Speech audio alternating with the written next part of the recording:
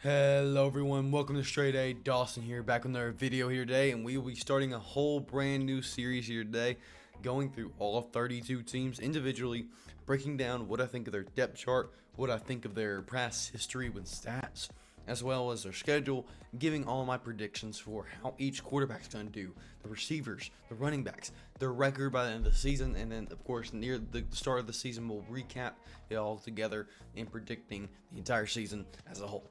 But before we get started here today, guys, please leave a like down below, comment any suggestions down below, and subscribe to the channel if you have not already. Let's get right into the video. Alright, so on screen, of course, by the way, if I lose my voice here at times, I'm sorry, I apologize. Still trying to get through this, talking a lot, who knows. Let's kind of quickly look on screen right now. I have the Arizona Cardinals depth chart. Like I said, we're going to go through each 32 teams individual videos, breaking down the team overall, and we're just going to be talking about them and breaking down their stats as well as getting some fine-tuned data for that kind of stuff. Either way, Kyler Murray, of course, healthy, coming back, very good. I'm very optimistic about what his season could look like. James Conner, reliable running back, going to be good. Desmond Ridder, right behind Kyler Murray. I don't think he'll be needed this season, but nice, reliable backup. Then you got the triple threat of Marvin Harrison Jr., Michael Wilson, and Zay Jones. I imagine these three will probably be the main three. Zay Jones, Michael Wilson, Greg Dortch will probably get a little bit more swap, but I think those four as a whole will be the main four. Unless injury arises or something else happens, I think those four will be the main guys for the whole season, especially Zay Jones and Michael Wilson. I think they'll stay up more relevant than Greg Dortch, but given injuries can happen anytime, I'm not going to try to predict injuries or anything like that. Michael Wilson and Zay Jones will be fine. Marvin Harrison Jr. is an interesting conversation because Marvin Harrison Jr., rookie, great receiver, number one receiver picked off the board, great guy, number one non-quarterback picked off the board, could be having a great season. I am worried though by Kyler's lack of production, of course by his injury, and Marvin Harrison Jr.'s green coming into the season. And there's not as many 1,000 plus receivers as people tend to like to say. So I don't know if Marvin Harrison Jr. gets there, but it's going to be a very good core of receivers. Trey McBride rounds that out with a nice tight end option there too. Now for offensive linemen, I really don't know any of these names besides Paris Johnson Jr. Fine. Overall, this O-line is nothing spectacular. I think it's going to be okay. It's going to do the duty, but other than that, not too good. Looking at defense, I mean, their secondary is okay. I like Jalen Thompson and Budda Baker, but I'm not a big fan of pretty much anybody on this actual defensive line. Ojulari, maybe. We'll do something. Mac Wilson Sr. could do something too. Overall, I'm not feeling a whole lot from these guys as well. Special teams, I'm not really going to pick at that too much, but solid. Any special teams can be pretty good. Looking at their past seasons here, Kyler Murray, half a season, 1,800 yards, basically passing. James Conner throughout the whole season, 1,000, pretty solid. And then their leading receiver was Trey McBride with 800 yards, basically. Very interesting stat lines. You see 10 passing touchdowns from Kyler. James Conner had about 7 rushing touchdowns. But receiving touchdowns are kind of hard to come from for all the individual receivers. So, 4 being highest from Marquise Brown last year, and by far 800 yards being from Trey McBride. And unfortunately, it's not like the most uncommon thing. Receivers are not very good at getting yards here. Kyler just, again, not being productive, but, relying on Colt McCoy and all that. It's kind of worrying about what Kyler Murray can come back into. I think he'll be back. I think he'll be back a little bit, but 2,300 yards, even in an 11-game season, it's getting rough. James Conner, of course, was not as productive, though he was. Kyler was a more active rusher those seasons. Looking back at 2021, Kyler, of course, one of his better seasons. James Conner, Christian Kirk, pretty good receiving core. AJ Green was on the team. Zach Ertz was still around. Hopkins, dang good, of course. So the good receiving core, Kyler Murray was definitely boosted up by that.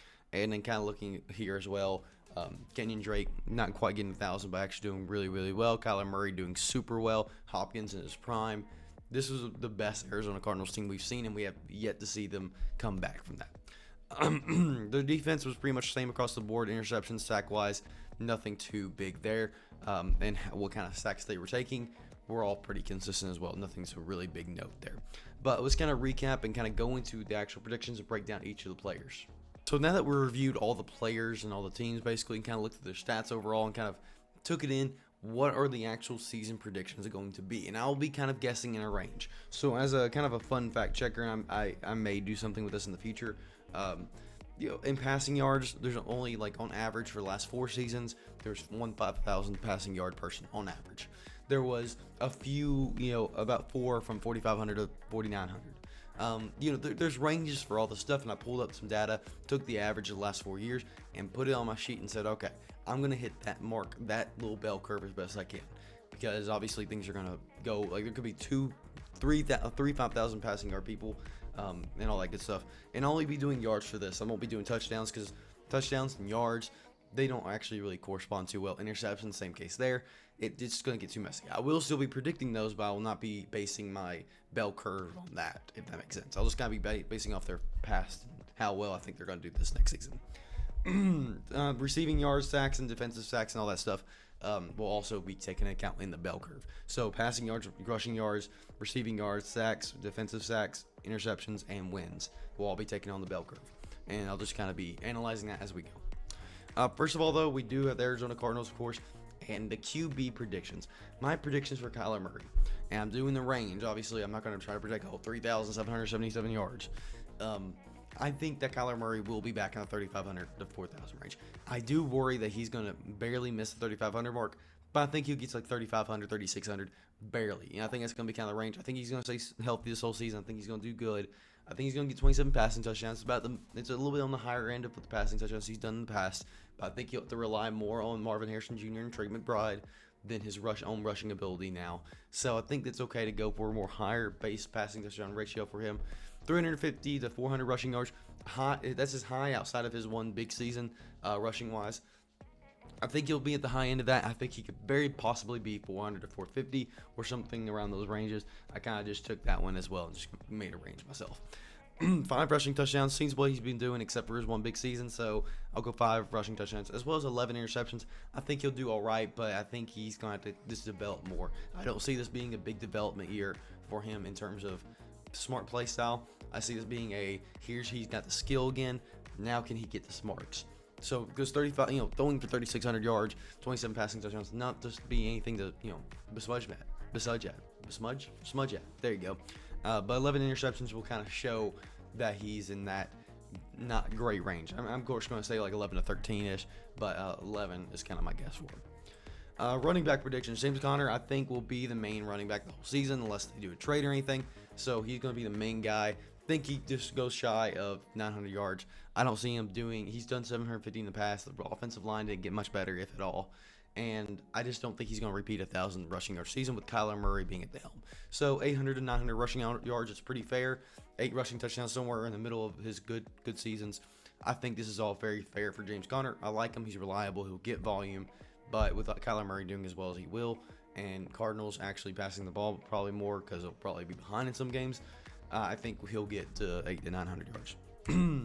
Receiving predictions. Of course, Marvin Harrison Jr., Michael Wilson, Trey McBride are the 3 people I'm going to pinpoint. I'm going to basically take the 3 receiving options off the team and kind of predicting them. I'm not going to go into Zay Jones and all that because that gets a little too carried away. Because most receivers are going to be under 700 yards. But I do want to address at least the listed wide receiver 2. And I do think Michael Wilson will get the second most receiving yards for a wide receiver. First, we'll start off with Marvin Harrison Jr. Everybody's looking at the screen like he's not going to break 1,000 yards. You're saying he's going to bust? No, 999 receiving yards, perfectly fair. I don't think it's anything too crazy. I don't think it's anything too bad. I think he's just going to have a decent season. Wow, can we not just have that from rookie wide receivers anymore, especially someone who's as talented as him? Sure, could he break out? Absolutely. Could he go for 1,500 yards? Could he do a puka? Absolutely. But I just don't see it. Kyler Murray is going to be recovering from this whole injury. We don't know if he still has it. Marvin Harrison Jr. may be talented, but he's also facing off against NFL-level corners. And the teams he's facing have some good corners. So I'm going to go with 999 receiving yards. I will predict he's more in the mid-range of that, 940, 950. Again, rookie, it's hard. That's my prediction for him. 7 receiving touchdowns, I think, is a nice little fair starting receiving touchdowns. A little bit on the higher end. I think he will get some range into the end zone. We'll go with that. Hope you like that little cut there. Michael Wilson, he's really never hit too much over 700, if any, before. we're going to go less than 700 yards. He'll get like 3, maybe 4 receiving touchdowns and be fine. He'll just be Michael Wilson. Zay Jones will probably get a similar number, maybe like 100 less yards, and maybe even one more receiving touchdown. I don't know. I don't really care about Michael Wilson. He could be, honestly, of the 3, could he be replaced to Greg Dortch? Possibly. Who knows? We'll see.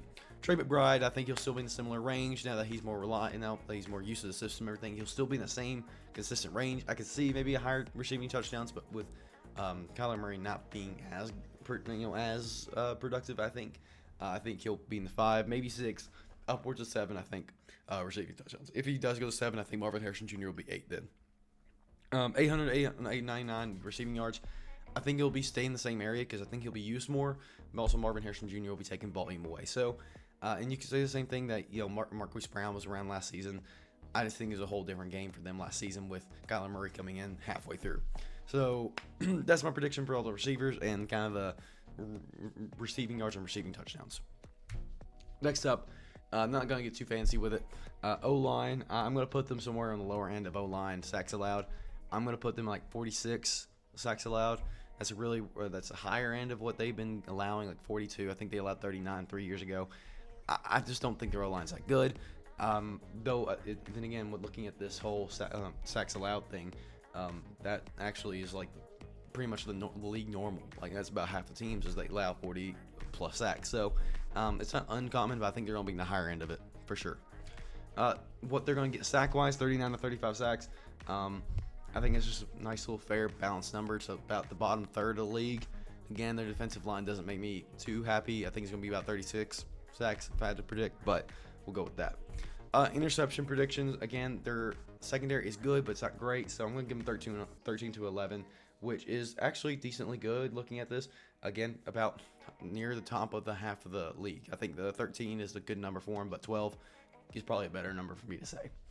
Moving on, we're going to talk about their regular season opponents, and I probably should do animations and all that to not flash up and give away what I think. But on average, about 6 teams get 4 to 6 wins.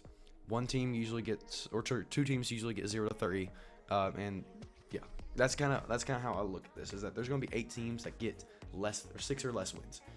The Cardinals are going to be in the bottom 8, purely because I mean, looking at these games, just on surface, I think they could lose. I think they could win against the Patriots, the Vikings, the Commanders, the Panthers, and maybe split with the Seahawks. That's like 5 wins. I feel pretty decent about. Could they get a 6th win? Absolutely, with upset. Could they drop some of those random losses or random wins right there? Absolutely. I think they're good for about 5, maybe 6. I think 6 is like my ceiling for them. 4 is about my floor. I think this is like a perfect range for them because I think 4 is their floor this year. 6 is their ceiling.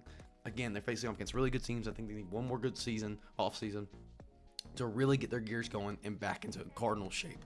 So that's kind of my prediction. I think 4 to 6 wins is very fair for them, putting them in the bottom tier. But I think they'll still do well. I think they'll perform well. I think they'll compete a lot better than they did last year. And they have some tough schedules. The Lions, the Packers, Vikings, even Jets aren't easy. Chargers, of course, their whole division isn't easy. The Rams won't be easy. Even you could argue the Patriots and Commanders. They could be difficult with their new QB situation. Dolphins, they score a lot, so who knows? I think this is a very fair range for the Cardinals, and that's why I have them at 4 to 6 wins. So if you enjoyed the video, please leave a like down below. Subscribe to the channel if you haven't already, and I'll see you in the next one, guys. See ya.